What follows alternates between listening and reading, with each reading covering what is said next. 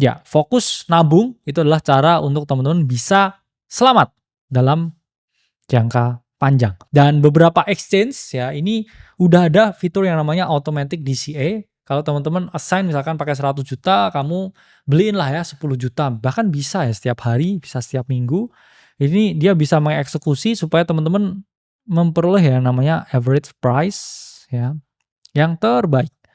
Supaya ya punya harga rata-rata yang oke, dan ketika market mengalami kenaikan, kamu bisa cuan ya dari kenaikan ini. Ini contoh ya, ini dari DCA BTC, ya teman-teman bisa cek juga ya. Misalkan kalian invest ya $1.000 setiap bulan ya selama 2 tahun. Average rata-rata kalian akan memperoleh kenaikan 200% ya, dari initial investment 24.000 menjadi 71.750. Tandanya apa? Ya kamu lihat nih ya, grafiknya ini ya, dia mengalami kenaikan 200% ya hanya dengan menabung setiap bulan. Inilah ya yang nggak dimiliki oleh metode lump sum. Inilah pentingnya ya tetap melakukan DCA untuk kamu yang baru masuk di siklus ini. Timbul pertanyaan lagi nih ya.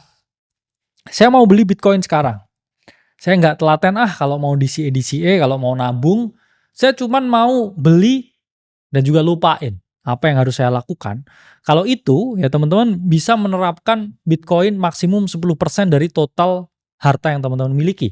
Nah, ini ada dari Nakamoto Portfolio Models ya. Misalkan teman-teman di sini punya banyak aset nih, punya saham, punya properti, punya obligasi, punya reksadana, gak ada salahnya ya memiliki Bitcoin minimum ya 10% dari teman-teman punya portofolio. Karena 10% aja menurut running ya dari Nakamoto Portfolio Models ini udah cukup untuk memiliki ya accumulated return yang jauh lebih bagus.